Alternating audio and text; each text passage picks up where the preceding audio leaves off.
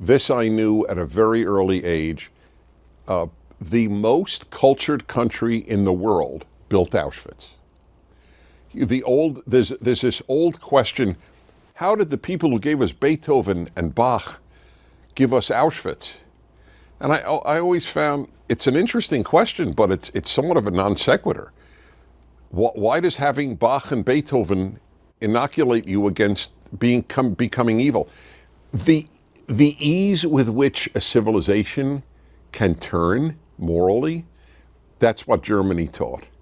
And I see that happening in the United States. This, I always believed, was the kindest country. I know it has rotten people in it, just as rotten countries have kind people in it. But as a country, when people wanted help after earthquakes, they didn't ask for Belgium. When people used a flag to rebel for liberty, like in Hong Kong, they didn't take the Swedish flag. Right. But look what's happening.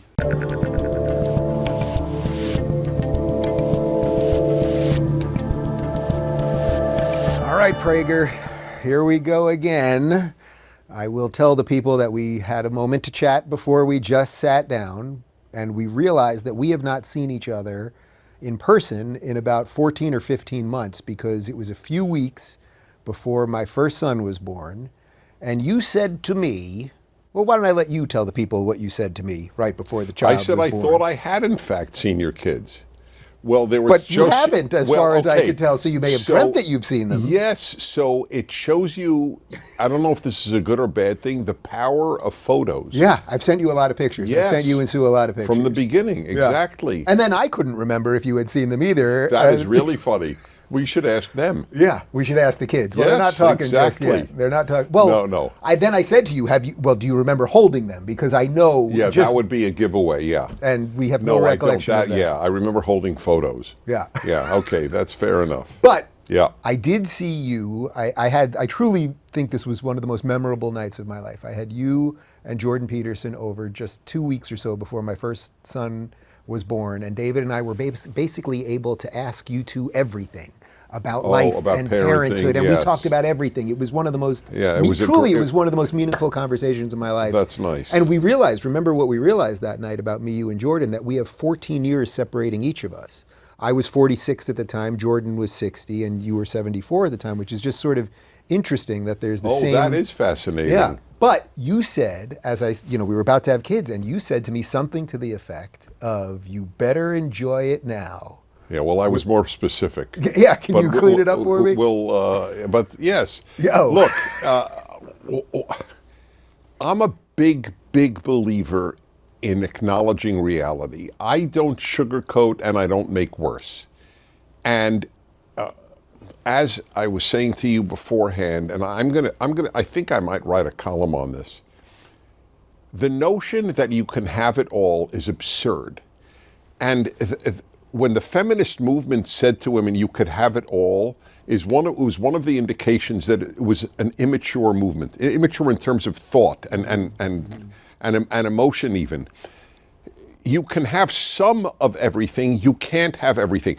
If you want to be a parent, and you did, and Dave did, obviously, that you guys, you wanted to be parents, that means that the happy-go-lucky, let's do whatever we want, anytime we want life is over. It's over, man. I'm sorry. And so so many immature people, young people today, don't want to give that up. They think that will bring them happiness in the long run. It's fun on any given day, but the long run, to not have children, to not have the prospect of grandchildren, is such a poorer life. Do you think you can have it for moments, have everything for moments? Yes, because I will tell you one thought that I'm having a lot lately is that, and I don't want to jinx it. I almost don't want to say this out loud. I'm sure there's a Yiddish word for it. Yeah. I have the stuff that I want in my life right now. My life is good. My family life is good. My home is good. My work is good. My colleagues are good. That's right. I have but that. it's making me a little nervous. Oh, I don't which have that. I've never had that. Okay, So you are, this is almost Because redundant, yeah. a neurotic Jew. No, I'm not a neurotic okay, Jew. fine. If you I'm think not neurotic. okay, I'm not okay, neurotic. I don't have that. I don't have think you that are. thing, yeah. Oh, if you don't have it, then, oh no, I thought you were saying you do have no, it. No. I You're have not- this notion The notion now. that Yeah. you're jinxing it Yeah. is neurotic. That's neurotic? Okay, yes. Wow, we found my neuroses. No, you're a pretty... you know me, I'm not a neurotic person you, as- that's correct. Yeah. You are about as healthy a guy as I know, in all seriousness. Thanks.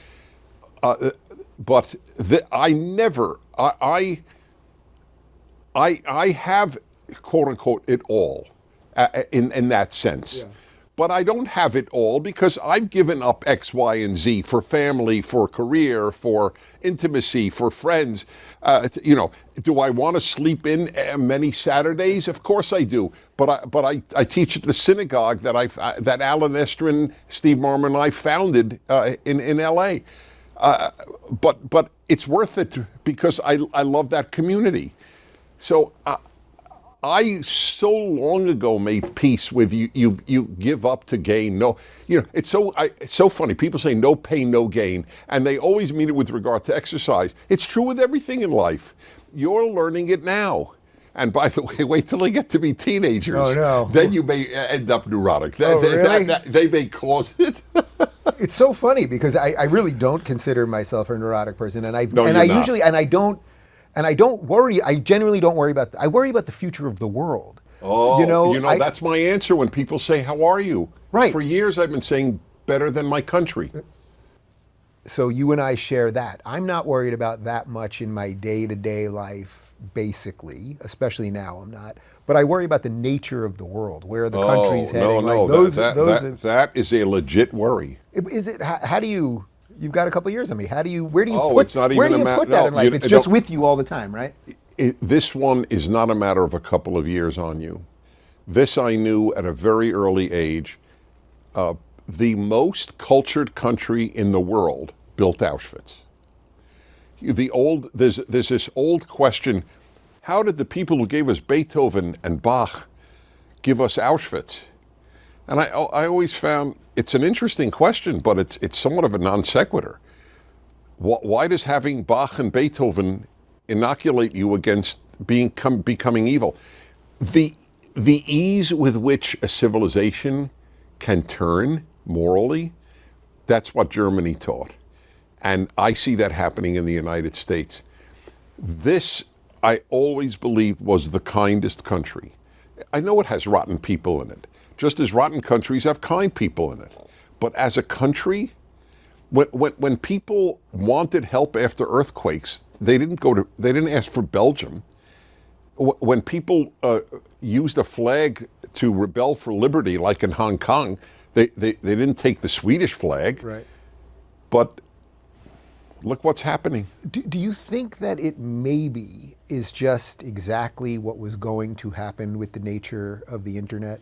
That because all of us have the world in our pocket all the time and the ability to get information out all the time and fight all the time and see things that we didn't see all the time and see behind the curtain of the lies of the media, just the litany of things that now we all have sort of stuffed in our brains, that the moment that we're at was in some ways inevitable? Because of the internet? Yeah, because there's just so much information there. It feeds the division, the algorithms, all of those things that we were going to get to this weird spot. In some ways, almost. No. I see the decline in my beloved country as independent of the internet. When I was at Columbia University in the 70s. That's way before the internet.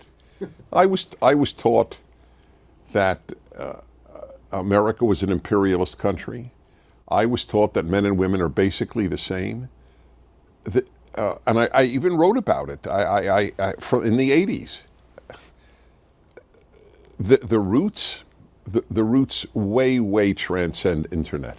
So you think it was inevitable anyway because I do, of the I do. education I do. I'm system or sorry the to say. institutional collapse, but not necessarily because of the internet? Well, at Columbia, there were kids spelling America in graffiti with a K. Okay, yeah. That's 1972.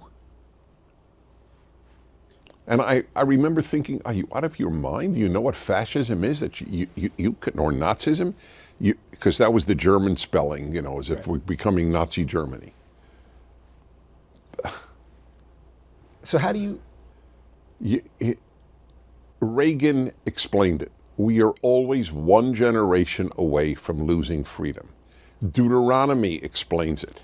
You know, I have my series of Bible commentaries. They're right there. Yeah, They're right I'm there. very touched. Yes, I am touched. Well, this is my life's project. It's your studio. Oh, okay. You Then know I'm, who's, so I'm you know less whose name's touched. on the building, right? Okay, yeah, that's a good point. I didn't think of that. It Yeah. just shows I'm not Mr. Prima Donna. But Deuteronomy says, you will talk about these things, that is God's teachings, when you lie down, when you rise up, when you walk by the way, when you go to sleep. In other words, if you don't teach your children good values all the time, it's over. And that's what happened. And I'll tell you who did it. And I knew it when I was a kid. It was the generation we call the greatest generation. They were the greatest generation in many ways, but not as parents.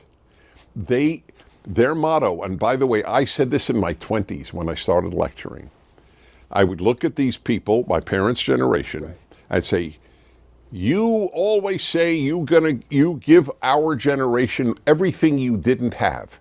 The problem is you didn't give us everything you did have, which was love of country, love of God, and the self-control and all those values. So if you saw that when you were 20, so now we're talking, 50 some odd years ago, you must really see it when, so I'm a Gen X guy, so at 47, I'm right now in the thick of what is supposed to be the group of people running the show at this point. And yet we're not. We have an 80-plus-year-old who's president and another 80-plus-year-old who, and I'm not an ageist, of course, but the shift has not occurred where we have sort of younger people running things. I also think that is adding now to some of the tension. Oh, I wonder. I don't know why exactly, because I remember, and I'm not saying this because I'm old now, but I remember the motto, one of the many stupid mottos of my generation, the baby boomers, never trust anyone over 30. And I was 20 when I first heard it, and I thought, what are you, out of your mind? I trust Moses. He's 3,000 years old. I remember thinking that. He's really over 30. What stupid line is that? Let's say everyone over 60 was removed from all public office in America. Nothing would change. Yeah. Nothing. I think there's a slim chance we'd get some change on the margins. Maybe just getting rid of some of the like. Yeah, so you'd have young. Yeah, we would just get the. No, you just have middle-aged fools instead of old fools. Yeah. Well, look, it's so funny because you're doing this with me. We're talking about the ills of the world, but you always have a smile on your face. I see you at my house. You have a smile on your face. You know and what? you've been talking Okay. about happiness forever. That's so right. It's an interesting dichotomy. You're telling me on one hand you're worried about the world, and I know you are. It's your life's work to correct that. And yet you really, if someone said to me, who's the happiest person you know, it's probably you. Right. Well, And yet there's a whole other series of people that think you're very scary. You're a right-wing maniac or something. Right, yes. Like they know me, or even know what I say. They got all their material from another left site. Right. You'll find this very touching because you're very close to Jordan. So Jordan Peterson, obviously, he was at a PragerU gala about a year and a half ago. And we had a wonderful dialogue, and I'm of course a big fan of Jordan. And he, to his credit, stayed afterwards to take pictures with people and talk with people.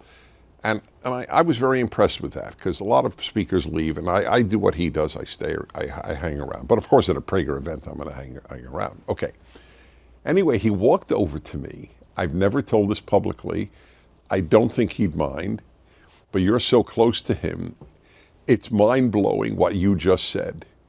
He said something to this effect. I'm paraphrasing. Dennis, I don't know anybody who is as intense about the big issues as you are, and who is as happy as you are, who is as lighthearted.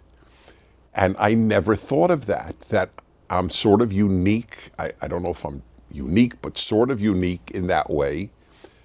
It's it's my temperament, but B, I cultivated it. I hate being unhappy. I really hate it. Yeah.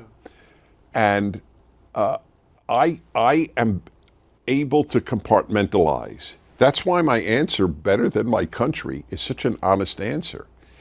If am I, quote unquote, depressed about the state of America? Yes. But am I depressed? No. Right.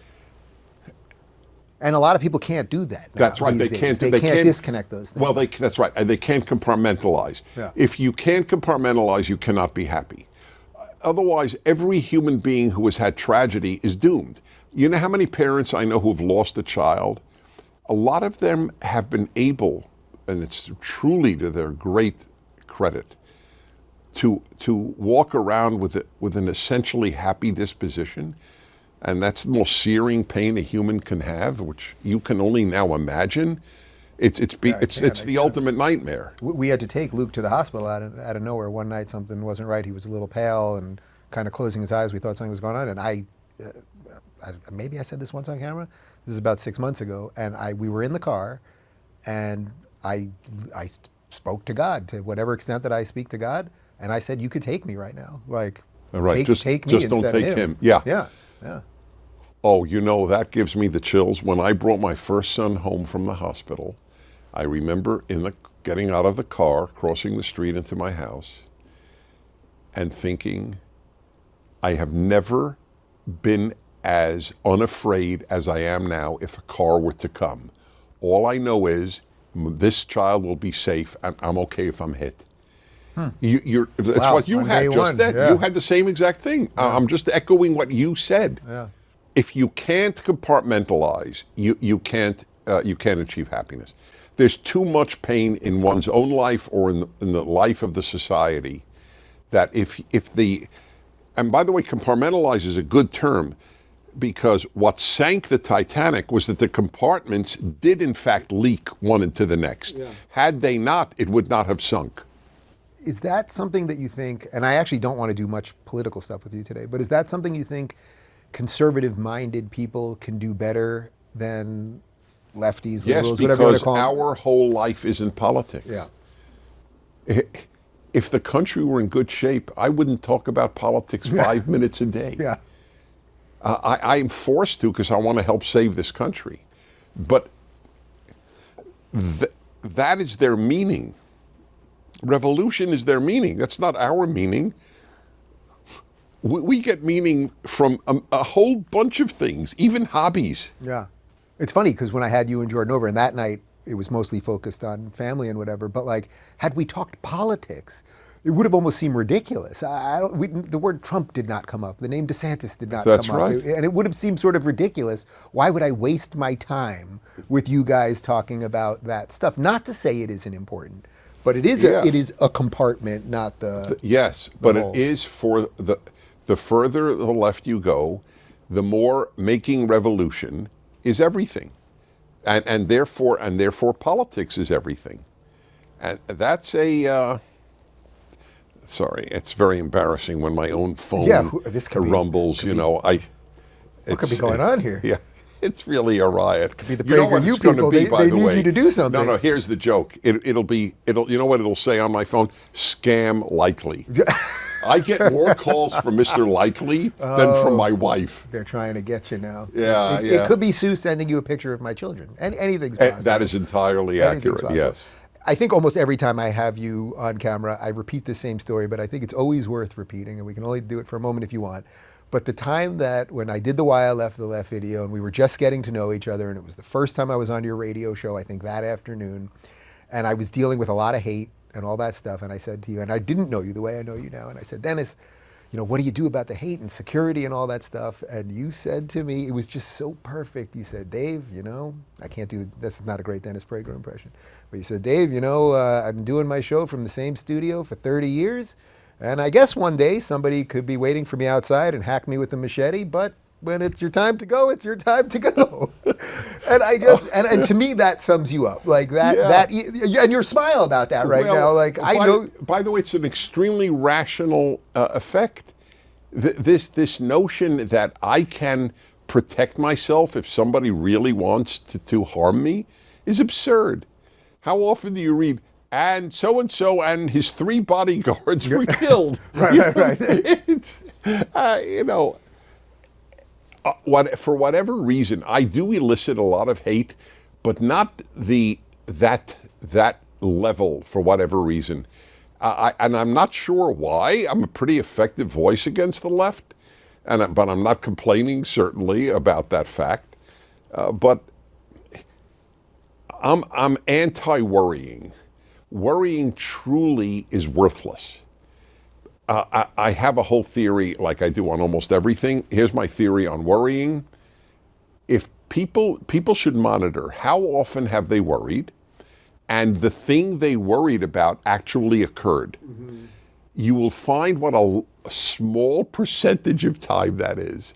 So then you've truly just created misery for yourself for no reason. And if it does happen, did the worrying help? Usually not, I'm going to guess. Yes, Usually probably made it worse to some extent. Yes, I'm not saying you don't take precautions and you don't, I have earthquake insurance. I had earthquake insurance before the Northridge earthquake. What do you do about a society that you're worried about, as someone that doesn't want to worry and doesn't want to be neurotic and wants to fight for the things? Like, what do you do for the average person that's watching this or that does care about politics, that cares about the stuff so I that have feels an answer. kind of... I actually have an answer. Yeah. The only antidote to worry, or better, to misery over the state of the society, is to fight. That is the only antidote. Tuning out doesn't work because they'll come to you where you're tuned out. Yeah. You think you're tuning out at a baseball game? Then they're going to put Black Lives Matter on the pitcher's mound, or in the in the field goal area. What is it? Touchdown? What is end zone? In the end zone. So you can't tune out. It doesn't work. You have children. You're going to tune out, and then they come home and they hate your guts because you voted Republican. Society's going to catch up with you. The only antidote is to fight. So as you see now the country going in different directions, and I mean that sort of philosophically, but also geographically, right? I mean, I lived here. I'm one of a million some odd people that have now left California and moved to Florida. To me, when I come back here, I feel it's great to see you and some of my friends here, but I feel no connection with this place. That's anymore. fascinating. And I don't mean this as cold as it's going to sound, but I don't really care about it. Yeah. Meaning, why should I care about it if they've made their choice? Now, I get there's millions of good people here. 8 million. There are 8 million Republicans here. Right. More than any other state. Yes. Right. So, how do you piece that together in terms of a United States of America? I want you to know I am periodically praised by strangers. Oh, I want you to know, really salute you for staying in California and fighting. I'm not in California. I'm fighting, but California is lost. Okay, it is a given. A vicious party runs my state, and Oregon and Washington and Illinois and New York. I mean, a lot of states. Minnesota. So I am here because there are so many people I love who are here. And as I mentioned, I created a synagogue, which I am very devoted to. You promised me to create me one if I told you I would be the founding member if you moved to Florida. I believe you. It's not tempting. I missed, we just went through the high holidays here, and I missed going to the services here. Yeah. Well, so I have a very, very wonderful life here. It's a very odd, I wouldn't say cognitive dissonance, it's just an odd contradiction, so to speak, to have a great life in a miserable place. I acknowledge it. Newsom just announced that he is vetoing a bill that would allow, or signing a bill that would fine any school that banned any book about race or sex. There is no time in the history of the world that schools have not banned certain books. Right. You don't go to your fifth grade library. Yes, that's right. There was a children's section in the library. Right. That means a lot of books were banned. You mean your elementary school didn't have Mein Kampf? Listen, here's the irony. Oh. My you went parents to a- probably would. If you want to read Mein Kampf, Dennis, read Mein Kampf. But we're not going to give you fellatio books. Right. This is what they're robbing children of their innocence. Is somebody? What was the term? I've called the left sick for some time now, and I mean it literally. A pathocracy. It was a good term. I don't know who came up with it. It's right, not because my, it's like this pathological thinking that then gets institutionalized. Yes, that's right. Yeah. That's what it is. You know, we're going to have 5-year-olds with guys dancing in women's clothing. Oh, you'll get a kick out of this. Yeah. So, I don't remember the verse, but there is a verse in Deuteronomy. A man shall not wear women's clothing, and a woman shall not wear men's clothing. I have to remember the numbers. Deuteronomy something something. So there are a lot of Christians who will have, I think it's from John 1:8, is it? Does anybody here know that there's a famous one about God giving his only son to I love the world? that the biblical scholar's asking the lighting guy if he knows what. 3:16, John. Oh, John pretty what? good. 3:16. 3:16? Yeah. So John 3:16. New Testament, I And don't it know as worked. well as the It Old worked. Testament. Wow, I you knew are it a would work. pro. Yeah, well, Yeah. All right, you're a pro. I rehearsed Nathan on that one. Yeah, that's good. So a lot of people have a bumper sticker, let's say John 3:16. I want to have a bumper sticker, Deuteronomy this, whatever that is, and then people say, what the hell is that? And they'll look it up.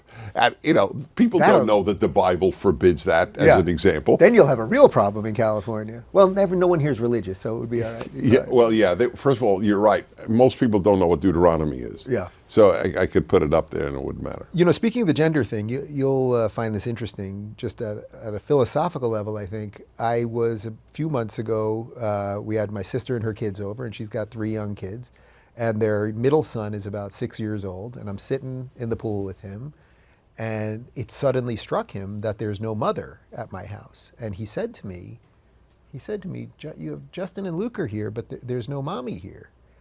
And he said, "Where's the mommy?" And I had this really interesting moment because What do you answer? So my answer was basically I grabbed a ball or something and I threw it to change the topic for a second, because I knew it was not my place to give the answer. Oh, so I punted it for now. But the irony, of course, because the irony is, he's my nephew. I love him. I have his best interests in mind. But it's not my place as the uncle to say when it is for him to learn about such things. Right. So I said to my sister as they were leaving, I said, "Hey, by the way, he asked me this question. You have no pressure from me. I'm just saying he asked, and we'll see if it ever comes up again." As far as I know, it hasn't. But I really thought I did the right thing there, and I suspect the way you're nodding at me probably. Yes. I guess you agree. It was a very noble answer. Not a noble non-answer. You see, you are a sort of a victim of what the left has done with the whole LGBT thing. Do you know? I only wish it is recorded. Somebody who did 20 years of research would find it. At least 15 years ago, I said on a number of occasions, why is there a T with LGB? What does T have to do with LGB? Nothing. And L and G claim this is how we are. What does gay have to do with trans? And the country is not comfortable with trans, and correctly so. At the very minimum with children. At the Put very aside minimum, how yes. someone feels an adult. Well, no, you're 30 years old and you say, have a nice life, fine. But cutting off 18-year-old girls' breasts is our form of clitoridectomy. What Muslims and many Muslims, but not all, in Africa do, where they cut off a girl's clitoris at 12 years old, whatever it is. We are no better. I mean, people need to understand, we have devolved in the course of a few years to the level of the clitoridectomy. And then they call it affirming care, which is an incredible play on words, right? Totally. It's the least affirming thing you could Well, ever right. do. If you're gender affirming, what you say to a 6-year-old who says she's a boy, we want to affirm that you're a girl. That's gender affirming. That would be affirming. Chopping Yes. their genitals, probably not that affirming. No. Yeah, but generally speaking, conservatives, I say it with this wide sense of that word, are not very good at controlling language around this stuff, right? We're always playing defense on this, right? They don't say gay, and then we're all like, what do we do with that? They own language. I mean, look, you know the viral video with me on Bill Maher. Yes, we played it many times, Yes, and you deserve a lot of credit for it. Well, just for the 2% of America that is unaware of it, less than 4 years ago, I was on his show. He said, Trump lies, Trump lies. I said, well, it doesn't compare to the left's lies. He goes, like what? Like America's systemically racist and men menstruate. And they gave a big laugh. Everybody laughed. Yeah. He laughed. The panel laughed, and the whole audience. And he people have seen it. And he goes, Dennis, where'd you get that from? It went from what the hell are you talking about to of course men menstruate in 2 years. They are literally. That's how much they own the language. They are literally putting tampons in boys' absolutely. restrooms. That's in high correct. School. Yes.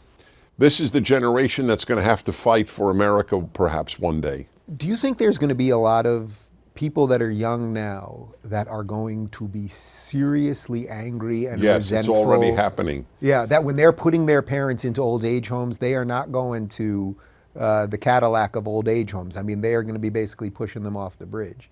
I mean that somewhat metaphorically, but that they are just going to say, wow, you did none of the things that were important to protect me. Well, it's already happening where you have a fair number of these poor souls who had their breasts cut off or their male genitals cut off, and they're suing the despicable therapists who see them for an hour and say, no, you're definitely a boy. Jordan calls them butchers, and now he's got the Canadian Board of Psychiatry after him. That's trying right. To take away his license. Canada, I have no idea if this is a consolation or not. Canada's worse.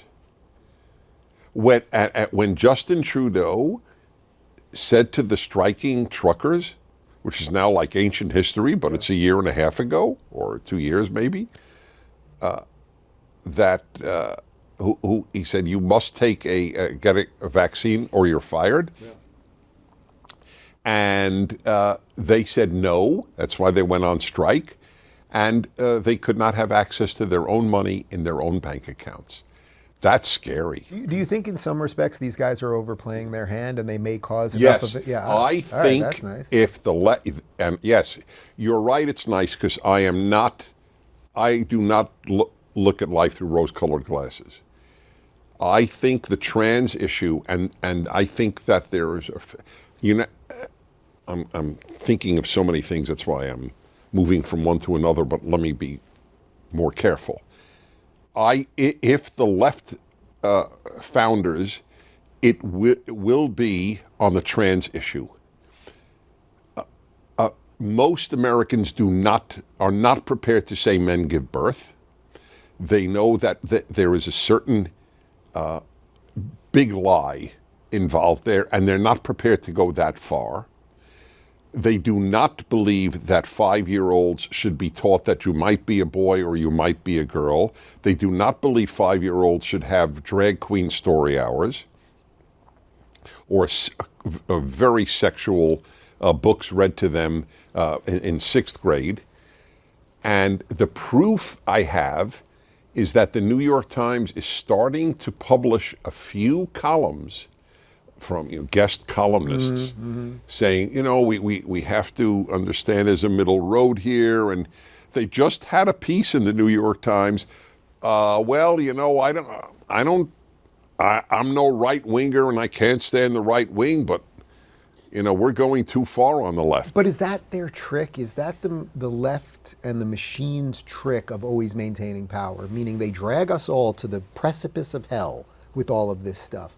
And then suddenly, right before we go off the cliff, the New York Times pulls back a tiny bit, but they've already dragged us this far. Another one you could give is right here in this state.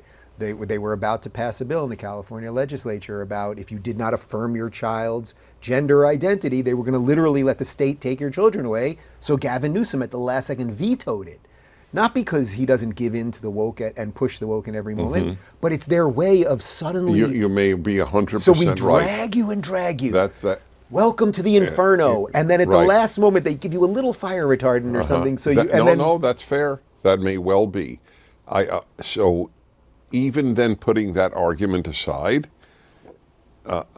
I do believe that this could be their Achilles heel. The problem is the liberal. My problem is not the left. The left is the left. As I say almost every day on my radio show, the left votes its values, the right votes its values, liberals do not vote their values. Liberals, almost my whole extended family is liberal, sweet people, and I mean that. And they are convinced the right is their enemy. Pas d'ennemis à gauche. It's a very famous line in French. There are no enemies on the left. That is what the liberal believes. All my enemies are on the right. And we see this consistently. I mean, a guy like Bill Maher, who was in essence mocking you for that. Yeah. And I brought it up to, didn't I? I think I brought it up to Bill when I sat down with him on his podcast about that moment. Yeah. And I think he kind of like whisked it off a little bit. That's interesting. But he then, just 2 weeks ago, was saying that he wants Gavin Newsom to run for president. And it's like, he's not a crazy leftist lunatic, right? Right. You would describe him basically. Right, but Newsom is a crazy leftist lunatic. And he wants it. Well, that is proof. That is exactly proof, right. So you're saying, in essence, you're saying the true lefties, they're telling us what they believe and they're doing. Right. It's the waffle people. That's right. Yeah. But how do we get that? Hey, I was one, and here I am. So there is a way to get them. So my view of people like you is this. Whenever someone comes over to me at an airport, as a classic example, or obviously after a speech, just want you to know, Dennis, you changed my life. And I give them an answer which they may think I'm just being sweet. I swear before God, I mean it literally. I tell them, and I say to you, you get at least 50% of the credit. Because I have been saying these things, and I'm just one example. There are so many, Jordan and others. But I have been saying this for decades. And vast numbers of people, their lives have not changed. So obviously you have to get half the credit. If Dave Rubin personified humanity, we would have no troubles. It's kind of funny. I was just thinking, after touring with Jordan for so long, and I've done plenty of events with you, I've never seen someone go up to either you and Jordan and been like, I've been listening to you guys for a long time. I've read all the books. Right. Watch all lectures. No effect. Didn't do anything for me. Exactly. Has anyone ever done anything like that? Like, Dennis, this happiness thing? Okay, yeah? I have, yes, as it happens. So I did an event in Minnesota. For my local station in Minneapolis. It was Ilhan Omar, wasn't it? She read your book. Yeah, and she said, all right, Jew. No, this is related. It's not exactly that. So the event was at a very, very plush cigar lounge. And it was really just for how many people can you fit in? So about 100 people. They paid a good money for the station to raise money, and I go there and I speak. And people were sitting outside. It was not obviously winter. And so there were a lot of, guys in their 20s sitting out there and having a drink or smoking a cigar or both. And a guy looks at me and he goes, Prager? I go, yes. And the way he asked it, I then said, is that good or bad? And he said, bad. And that was basically it. And that was it? Yes. Because it just never happened. Hilarious. That's the closest I've ever gotten to your, I just want you to know I've heard you all these years and you haven't had one this much Happiness? effect on me. It didn't really work I'm as for me. miserable as ever. That also, I think, tells us something a little bit about how people behave, I guess. I guess this is what I was trying to say about the online thing earlier, that there's a behavior pattern that's developing online. Jordan also talks about this, that it's becoming pathological, that you can just all day long, hate you, you're mean, blah, blah, blah, all these awful things. Where in real life, this sort of thing just simply does not happen. Even if you go to an event where you're protested, you know, it's like they'll scream and whatever, but it's, you know, the idea that it would really escalate or something like that, it's not non-existent, but you Right. know, the keyboard has right. given us a certain level of a force field in a way. What is depressing is, obviously has nothing to do with violence, but I actually read comments. I not just on things about me or things I write. I read comments all the time. That is really an insight into the public, because they're anonymous. Yeah. And especially in the case of the New York Times readers, you have to be a New York Times subscriber to make a comment. Right. So that to me would be a more valuable version of it. Oh, that's right. It is very valuable. And stuff that I see there, I'll give you an example. I did a whole show on this. Some writer wrote about how, I think it was, I presume a woman, she's not going to have children because of climate change. And Oh, I remember this. So this is a couple of months ago, right? oh, even more than that, but within the last year. Yeah. And so I always click on, that you can click on three things: newest, New York Times editor's choice, reader's choice. I always click on reader's choice, the ones that the comments the readers most like. And one after another went like this. More than anything, I have always hoped to have grandchildren. But my daughter, usually their daughter, my daughter and her husband, because of global warming, are not having children, and I salute them for that decision. That is what I mean. Pathology. Jews after the Holocaust had children, and these people, based on computer models at Oxford, are not. These are sickos. Yeah, but deprogramming somebody from that level. Oh no, it's hopeless. Do you think that's in some ways also why there's such an assault on children? Because if you can break the child, in this case, let's say an 18-year-old girl who suddenly is saying she can't have children because of climate change, that's a very easy way of then breaking the adult who may have been more less susceptible to these ideas just by age. You know what I mean? Like if you get the child, now the parent has to kind of defend that. Yeah, to some well, extent. only because parents are weak. Yeah. If my child said, I'm not having children because of global warming, I'd say, well, I was I'm a failure as a parent. If you think that way, I really failed. I wouldn't, the idea, I have real contempt for this. Because it's my child, I will not stand up for what I believe, then you don't believe what you believe in. I love my children. I'm not going to compromise on what I believe because my child feels differently. And maybe that's part of the reason my children still respect me, because they know that's true. Do you think it's possible that we're not a serious enough country anymore to fix some of these grand things, the big worry things, the real sort of slow decline? That we want a show maybe more than truth, that we want a showman maybe more than someone who's competent, that it just may be a piece of what we've all become that isn't something that's able to fix it. In this sense, it's not internet. In this sense, I've said all of my life the two great calamities in America were college and television. Before college, widespread college, and before television, Americans were more serious, were more mature, were more grown up. That Oprah Winfrey is so popular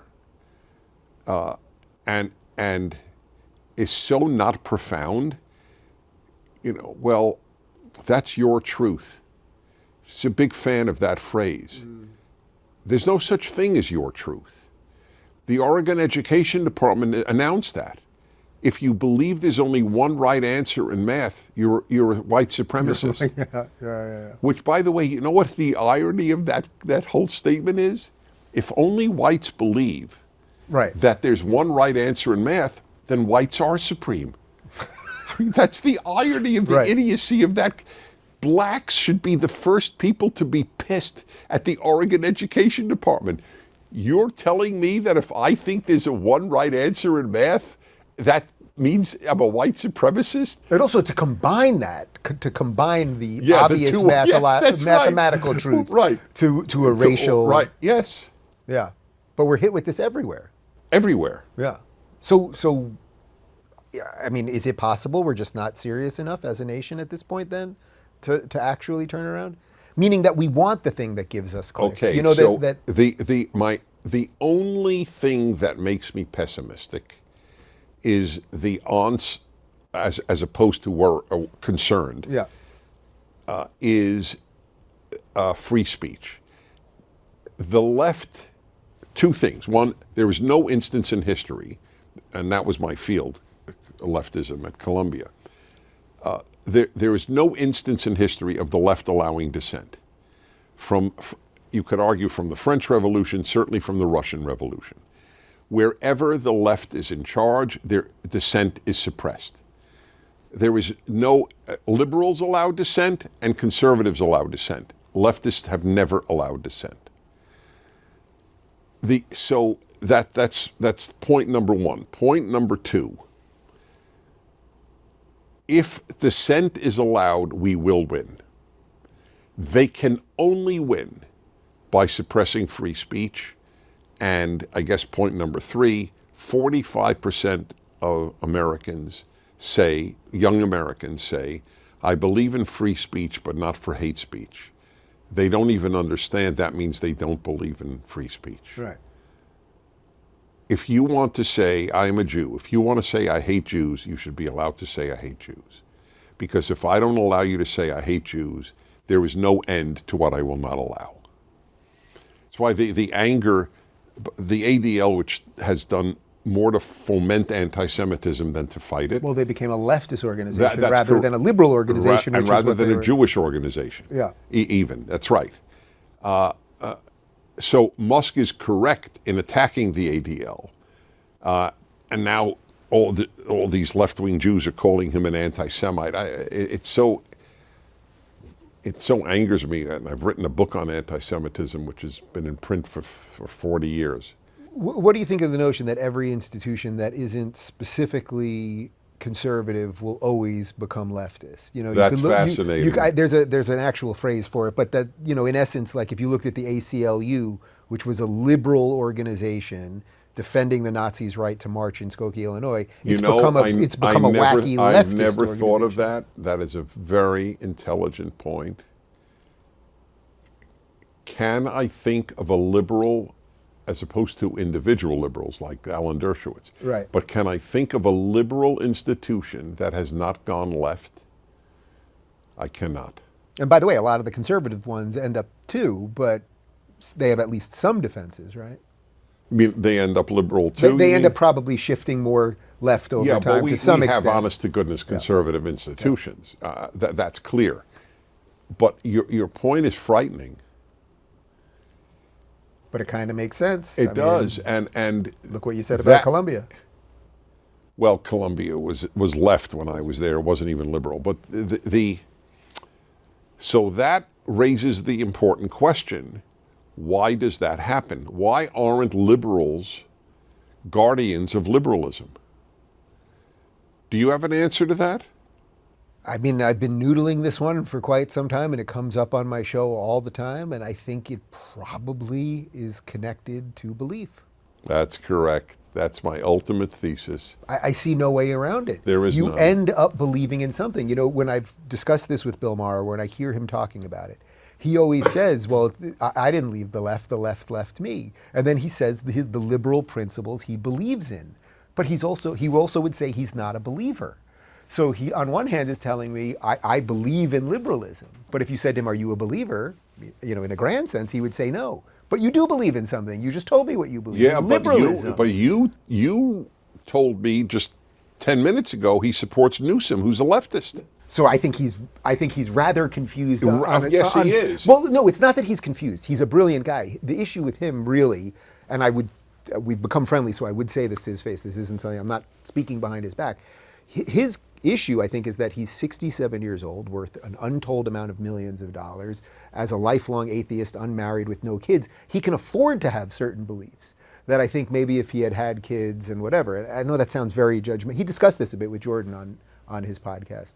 But you know what I mean? Like if you're worth $1 gajillion and only responsible for yourself, it's pretty easy probably to have a series of beliefs that don't really have to get put into action. He doesn't have to have, he's not worried that his kid's gonna come home saying that his kid's a girl, his son is a girl. So you can sort of have the belief that it's wrong, but you can also vote in the guy who will usher it in. Well, it raises also other questions like... But I don't mean to make it about him specifically. No. Obviously. All right. Well, I defended Bill Maher when ABC kicked him off. Yeah. And he said disgusting things about American pilots. I had him on my show to defend his right to say disgusting things. So I have a long track record with Bill Maher. But the liberalism and belief. The question with Bill Maher that I would like to live long enough, and I hope I do, is 10 years from now, will he look back at a life with no wife, no kids, and go, that was a great life? I don't know the answer, but it's not meant to insult him at all, because I actually admire his taking on the left.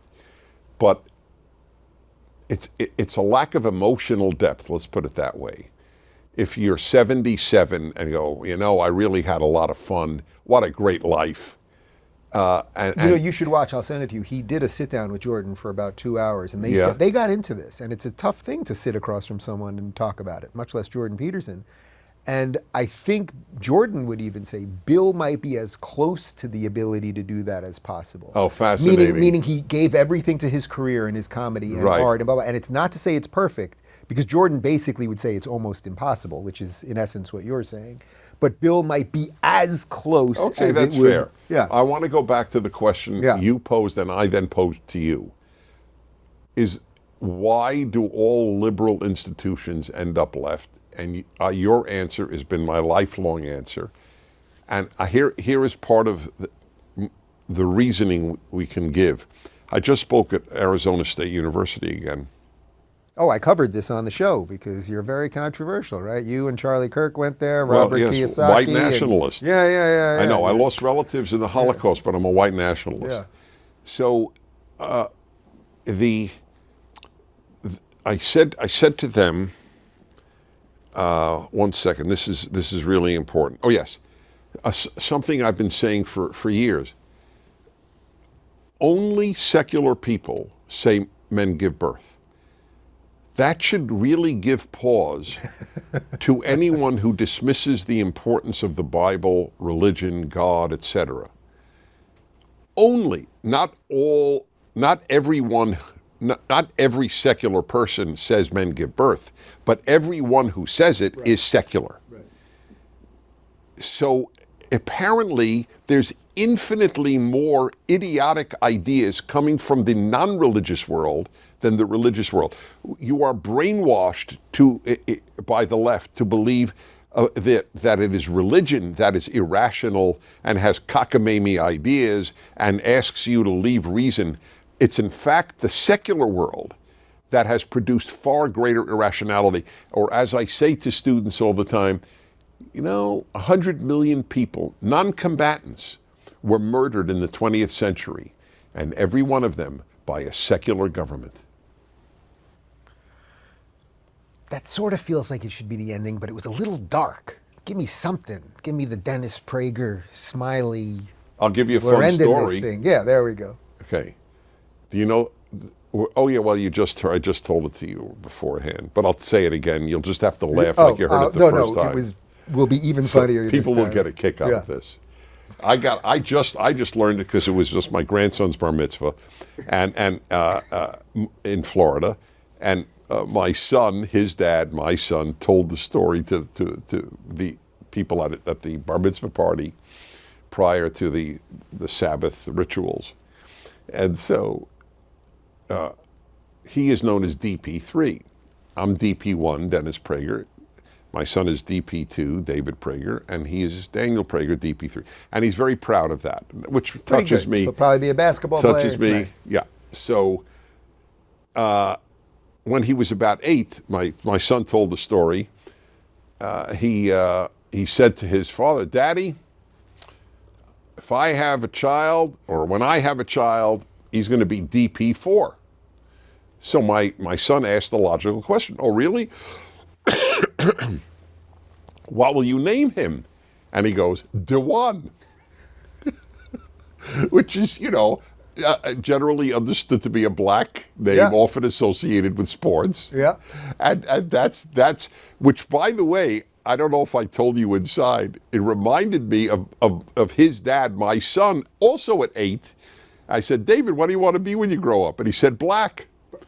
Because he had a picture of Magic Johnson in his room. He skipped basketball player and went right to black. That's correct. Well, that was the only avenue to do what he really wanted, presumably. But it was so. He is in good tradition, my grandson. Dennis, but that's how we're going to get DP4.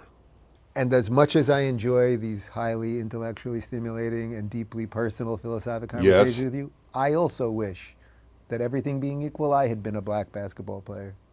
So here we are.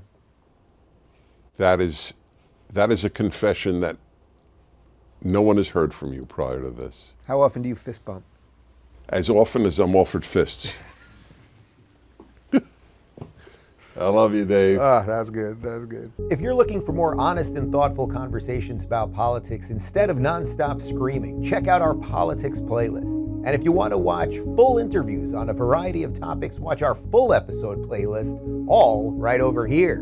And to get notified of all future videos, be sure to subscribe and click the notification bell.